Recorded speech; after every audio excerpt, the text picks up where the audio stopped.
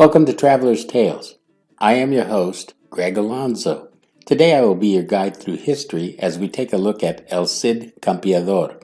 Before we begin, just a quick reminder that we post new videos every Tuesday, Thursday, and Saturday, with special editions on Thursdays.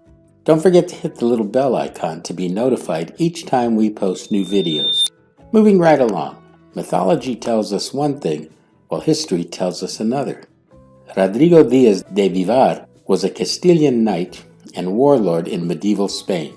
Fighting with both Christian and Muslim armies during his lifetime, he earned the Arabic honorary title El Cid, meaning the Lord.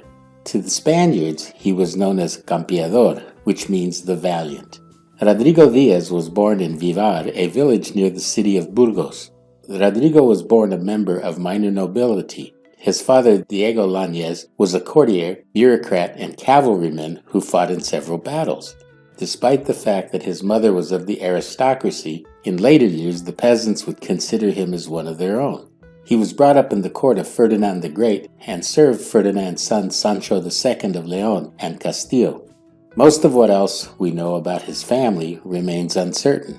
However, what we do know is that he was married to an aristocrat named Jimena Diaz. They had 3 children, Cristina, Maria, and Diego.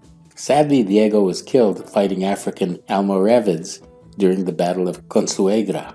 It is believed that El Cid was the grandfather of Garcia Ramirez de Pamplona, King of Navarre. Garcia was the first son of El Cid's daughter, Cristina Ramirez. As a young man, Rodrigo fought many battles against the Moors. He took control of the Moorish stronghold of Zaragoza, thereby making its emir a vassal of Prince Sancho. At the Battle of Graus, he not only captured the city, he also took control of the surrounding lands and the valley of the river Cinca. Due to his bravery and success on the battlefield, legend has it that he received the honorific title of Campeador. After taking the cities of Zamora and Badajoz, Rodrigo rose to become a commander and standard bearer, which is known as the Amiga Regis. Upon Sancho's ascension to the throne, Rodrigo then went on to lead Castilian military campaigns against Sancho's brothers Alfonso VI of Leon and Garcia II of Galicia. As the head of his loyal knights, he came to dominate the Levant of the Iberian Peninsula.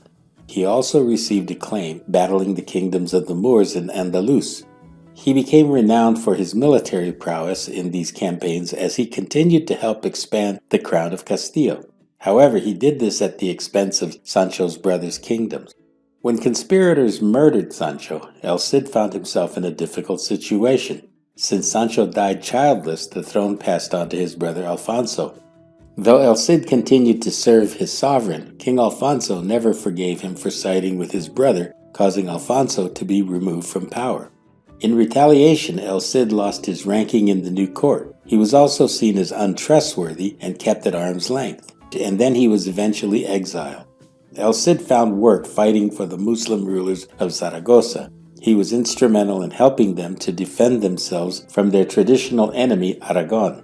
While in exile, he regained his reputation as a strategist and formidable military leader, and the Moors with whom he allied hailed him as El Cid. He was repeatedly victorious in battle against Muslim rulers of Lerida and their Christian allies of Aragon. The king of Aragon had long allied himself with his Muslim neighbors. While El Cid was in exile, an expeditionary force of North African Almoravids inflicted a severe defeat to Castile. The loss compelled King Alfonso to overcome the resentment he harbored against El Cid. The terms for El Cid's return to Christian service were attractive enough for the warrior to fight at the side of his former lord. He reclaimed the Taifa of Valencia from Moorish control and ruled the principality as its prince. He ruled over a pluralistic society of Christians and Muslims alike. El Cid spent his final years fighting the Almoravid Berbers. Over the years, he inflicted upon them many defeats until his death in 1099.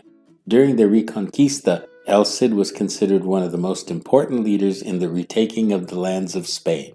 Why was El Cid Campeador so successful in battle and dominating his enemies? The warrior general was known to have avidly read the Greek and Roman classics and studied their battle tactics. It is also believed that he practiced brainstorming sessions with his senior officers. El Cid also came to master the art of psychological warfare. This brings us to the end of El Cid Campeador. Thank you for joining us for this edition of Traveler's Tales. If you enjoyed this video, please consider becoming a channel sponsor. Your support will enable us to continue making quality videos, and buying me a coffee always makes my day. Don't forget to like and subscribe to Traveler's Tales. This really is the best way to help our channel grow. Until we meet again at the crossroads of folklore and fact, Cartistos.